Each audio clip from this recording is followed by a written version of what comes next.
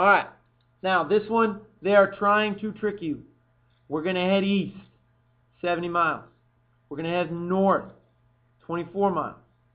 That is a total distance of 94 miles, yes? 94 miles to get there. I'm going to head this way, and then I'm going to go up, and I'm going to get to my destination. Or we could fly in a helicopter. Fantastic. So, they want to know how far is it if you fly, or how much shorter is it? That's the big deal. It's not how far it is, it's how much shorter. So we're going to take and we're going to do our math.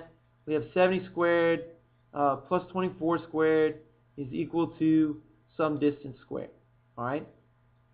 And so, gracious, 4,900 plus 5, what is it, 5? I want to say it's 570 something, but I am not sure enough.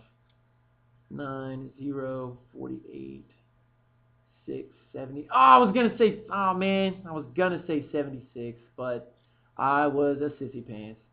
That's okay. So I've got 4, 9, I apologize.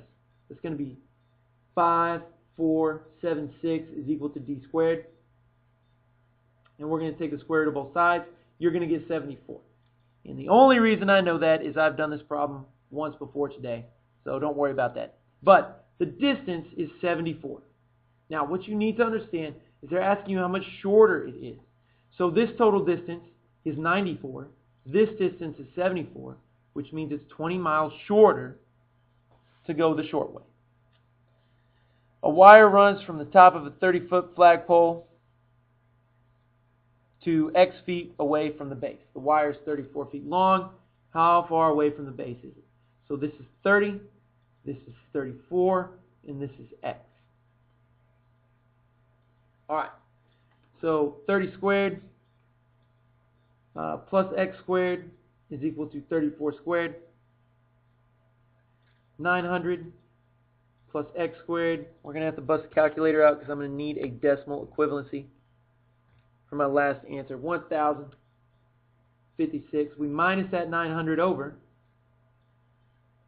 X squared is equal to 256. Oh, that's just 60. So X squared is equal to 60. I apologize. X is equal to 60. That's how long, how far away it is from the base. Next, cubes. Cubes are easier than they look. It's the same process. That's why I like the process that I teach. It's the same one each time. Doesn't matter if it's a cube or a square. Now, remember, 2 cubed is 8. 3 cubed is 27. 4 cubed is 64. And you really won't get that much bigger. These are the cubes we're looking to pull out. Now, for the first 3, it makes it very easy. The cubic root of 27 is just 3.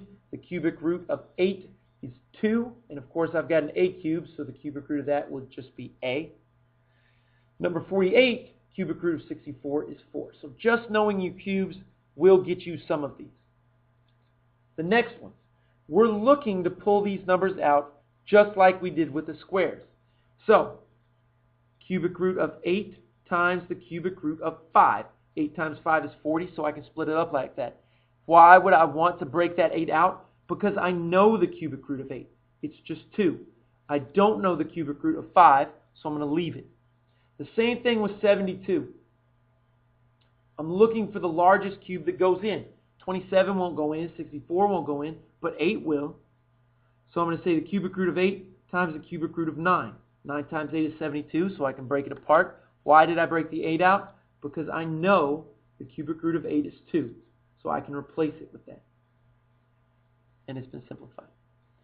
My last two, a little more challenging, got those variables. You're going to pull sets of 3 out of the variable. You're going to pull a set of 3. And I'll break that out for you a little bit better. Here in just a second. Let me see if I can. There we go. Alright, so with the numbers, I'm going to break out the cubic root of 64. Because 64 times 2 is 128. You'll notice I left some space. I'm doing that for the variables. I'm going to take the cubic root of x cubed. I know the cubic root of x cubed.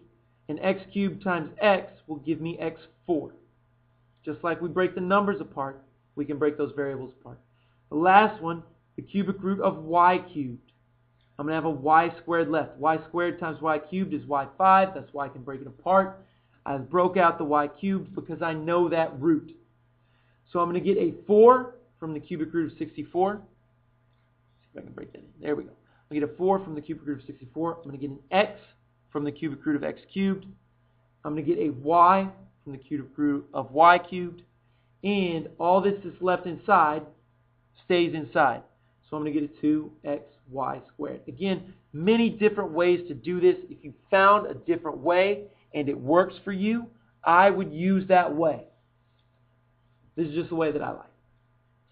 Same way for number 52. I know the cubic root of 8. I know the cubic root of x6.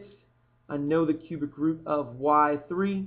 And I know the cubic root of z3. What's left to get back to this 16x6 y5 z4 is going to be a 2. 2 times 8 is 16. The x's are all gone.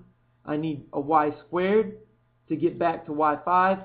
And I'm going to need 1z to get back to z4. Cubic root of 8 is 2. Cubic root of x6 is x2. Cubic root of y3 is just y. Cubic root of z3 is z. And of course, I have everything that's still left inside of that radical. So 2y squared z. There we go.